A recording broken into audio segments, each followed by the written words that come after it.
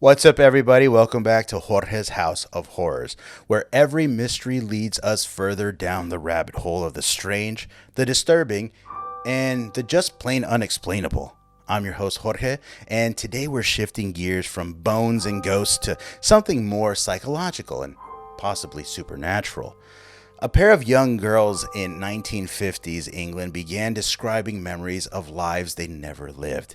Specific, chilling memories involving a tragic car accident, toys they've never seen, and a family they supposedly never knew. Only they weren't strangers to the family at all. This is the case of the Pollock Twins, and it just might be the most famous reincarnation story of the modern era. Let's open this past life file and see what we find. Our story begins in Hexham, England, in 1957. John and Florence Pollock were a devout Catholic couple with two daughters. Joanna, age 11, Jacqueline, age 6. They were a close family. The girls were smart, kind, and inseparable. Until one day, everything changed. On May 5th, 1957, the sisters were walking to church with a friend when they were hit by a car driven by a woman under the influence of heavy drugs. All three children were killed instantly. The town was devastated, but no one more so than the Pollocks.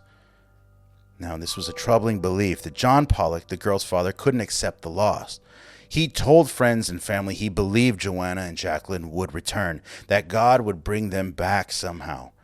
His wife Florence was disturbed by this belief, especially when John said he was having visions, dreams of the girls being reborn. He believed in reincarnation, despite it conflicting with his Catholic faith.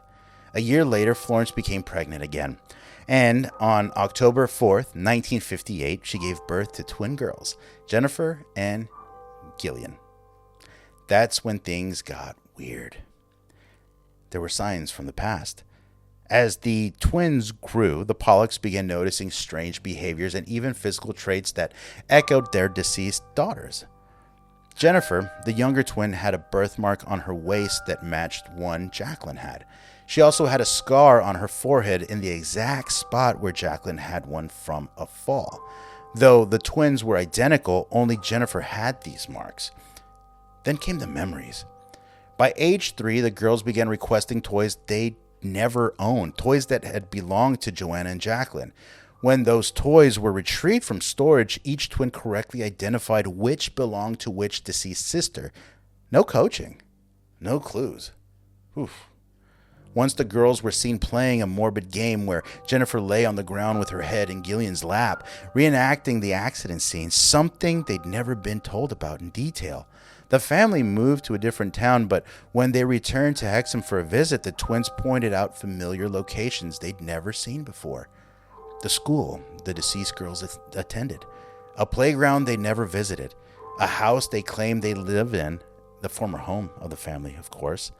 And by age 5, the memories began to fade, as if whatever was happening had an expiration date. Enter Dr. Ian Stevenson.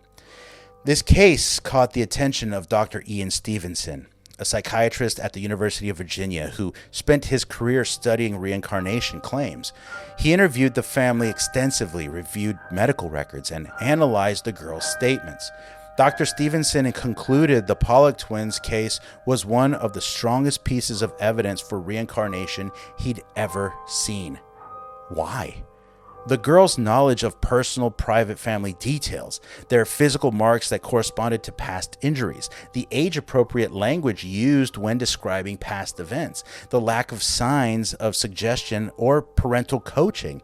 Stevenson documented over 2,500 reincarnation cases in his lifetime, but the Pollocks stood out.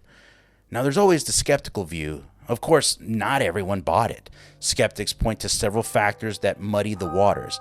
John Pollock's belief in reincarnation might have influenced the girls or unconsciously shaped their behavior. Children are highly suggestible, and it's possible the twins overheard conversations or saw photos, and they picked up the cues there. The birthmarks, that was interesting, of course, but not impossible coincidences. The reenactment of the accident could be a disturbing case of mimicry, not memory. Some psychologists argue this was a case of grief projection, that the parents, especially John, wanted to see their lost daughters in the twins and created a narrative around that longing. But the timing, detail, and persistence of the girl's behavior make this case hard to dismiss outright. So what happened? Was this a case of reincarnation, a shared delusion, a strange subconscious echo of family trauma? Even today, Gillian and Jennifer have vague memories of events they never lived. Gillian once described vivid scenes of playing in a sandpit near a house she had never seen, only to have her older relatives confirm its location from before she was born. As adults, they've distanced themselves from the case publicly, but they've never fully denounced it either. So, what do you think happened? Did the two little girls truly return from the grave in new bodies, or was this a heartbreaking, complex case of grief and coincidence? I don't know. Drop your theories in the comments and let me know, do you believe in the reincarnation? Ever had a memory that didn't feel like yours? I would love to know if that has something happen to you or someone you know. If this episode warped your brain and gave you a little soul deja vu, then smash that like button, subscribe like it's your second time around, and ring the bell so you don't miss next week's journey into the bizarre.